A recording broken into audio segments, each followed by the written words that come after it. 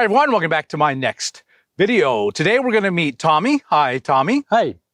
And he's got an amazing, amazing rig here, a beautiful camper on a nice truck and super cheap.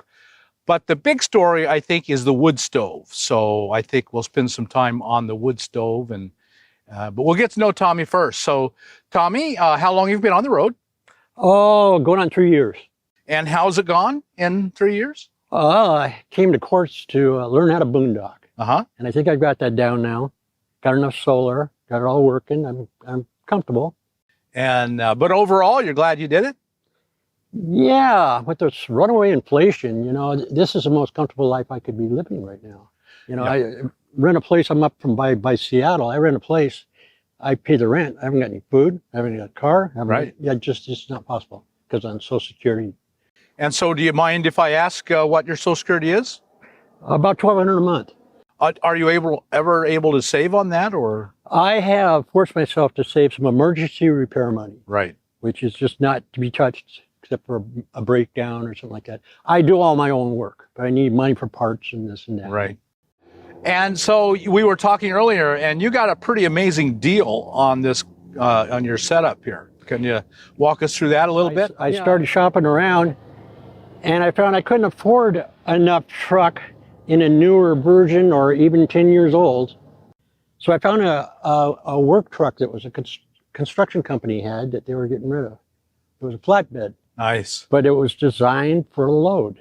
And then that's a beautiful Bigfoot camper. And Right. How did you come across it?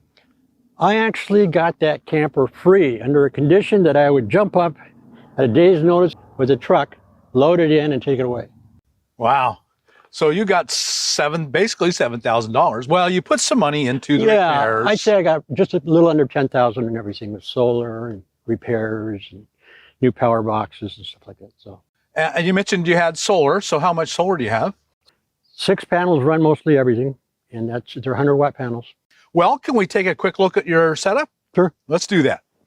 It's a 99 Chevy HD, and this is aluminum flatbed, and these rails were on it, and I just kind of left them there, and this is the side of a washer.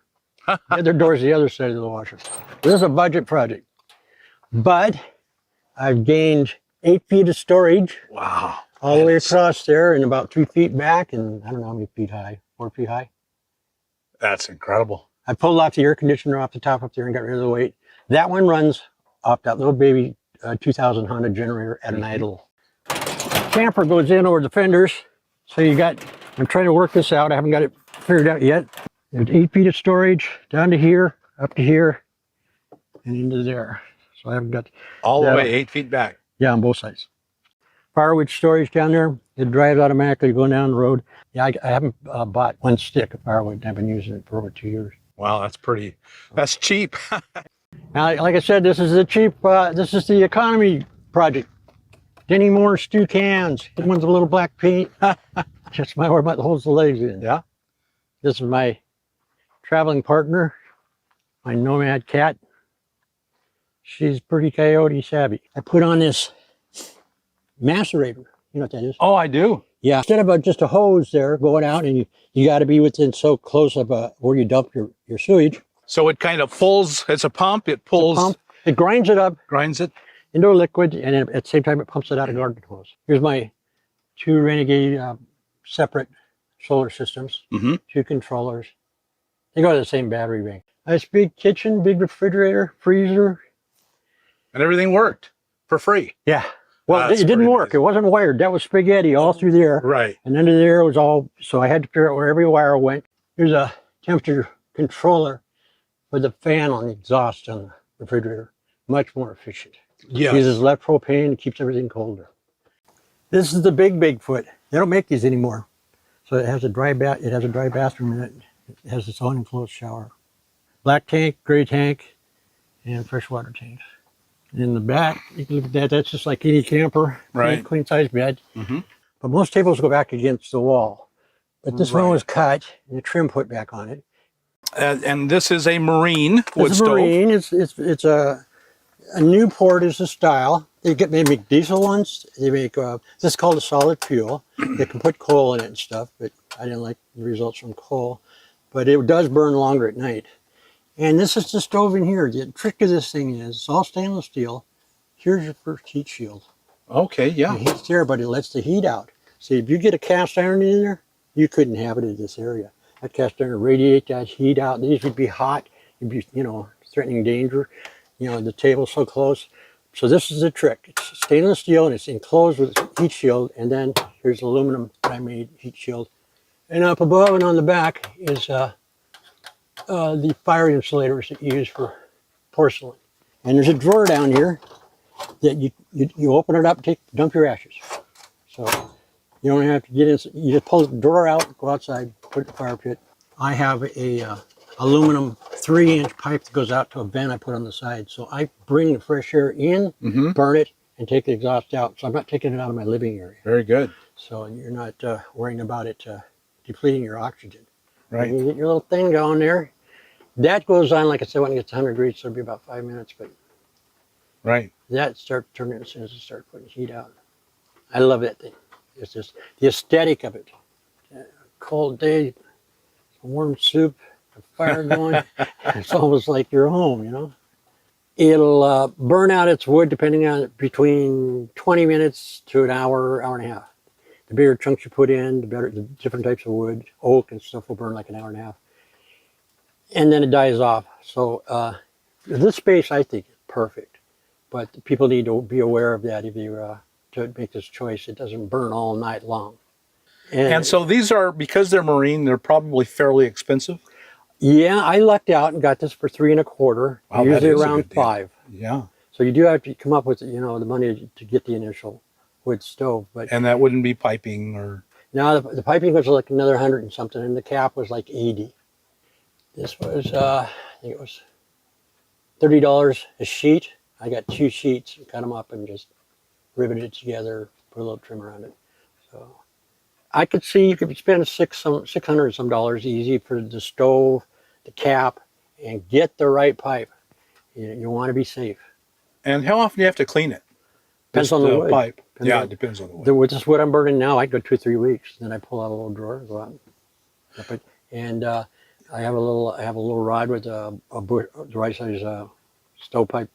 And just go run it through a couple times, tie it back to the roof. And now some wood, a lot of pitch in it and stuff. Yeah. Maybe once a week. Pine. Yeah. Yeah. Once a week. The vent for the wood stove, and that's a custom one I made. I have if I get into it, I know somebody might say something, but if I get into a danger area, I've got a stainless steel fire spark arrestor, safe one. So I'll put that on, but it clogs up every 2 weeks. I got to clean it.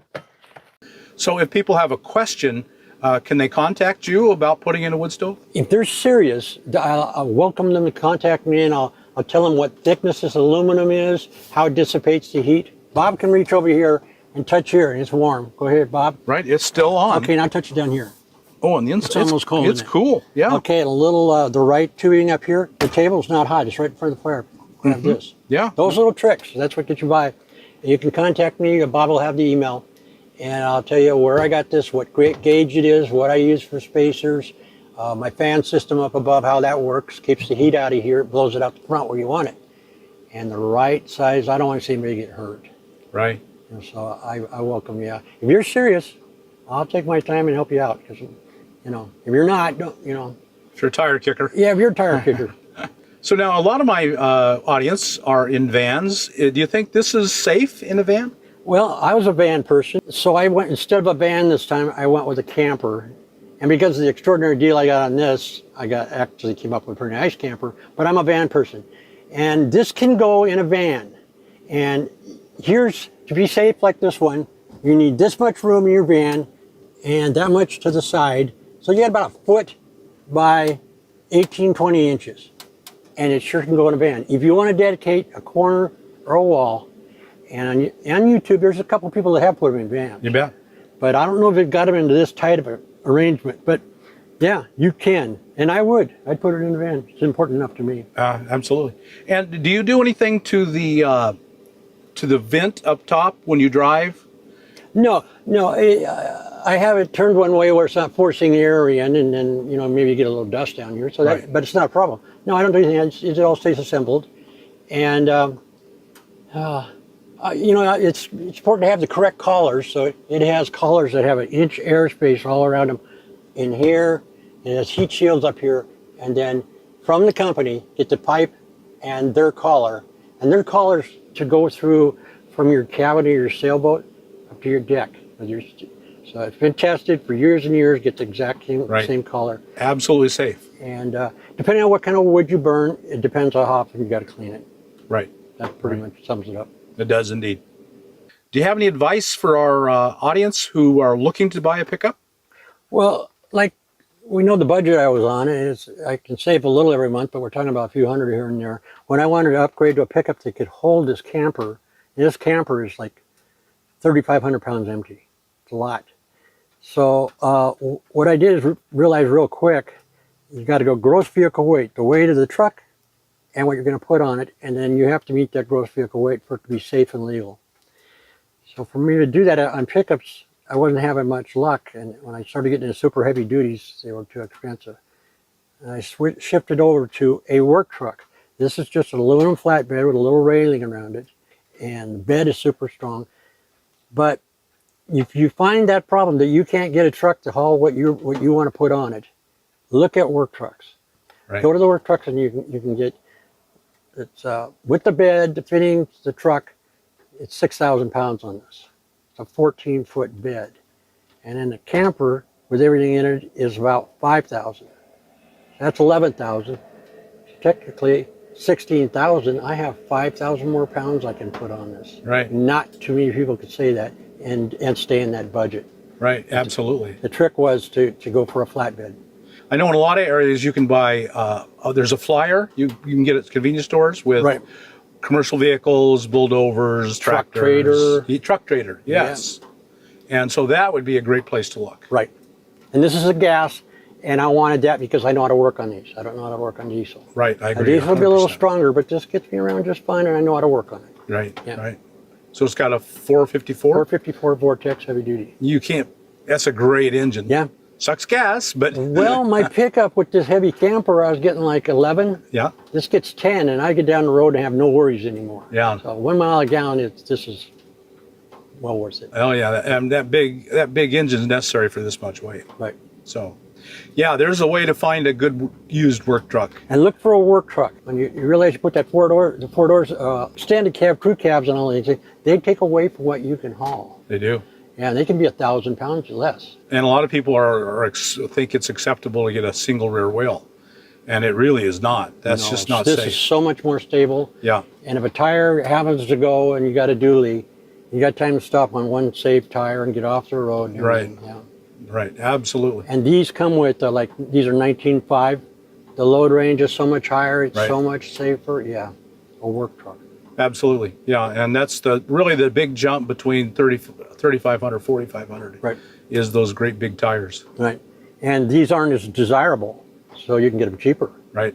Tell me, you got an amazing setup, really beautiful, and for so little money, it's just astounding.